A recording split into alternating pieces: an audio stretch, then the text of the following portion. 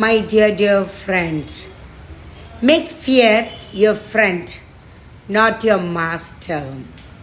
Fear can be a powerful motivator if you learn how to manage it. ஆமாம், பயத்தை ஃப்ரெண்டாக்கிக்கங்க, மாஸ்டராக வச்சுக்காதீங்க. பயத்தை எப்படி பயன்படுத்தணும்னு தெரிஞ்சுக்கினா அது நமக்கு ஒரு பவர்ஃபுல் மோட்டிவேட்டர். ஆமாம், பயம் வரணும், ஆனால் அதை நம்மளை மோட்டிவேட் பண்ணுறதா இருக்கணும். தேங்க்யூ ஸோ மச் ஃபார் வாட்சிங் this. Have a amazing and fantastic day. If you are interested and if you find that this is true, kindly share 5 of your friends. Thank you so much.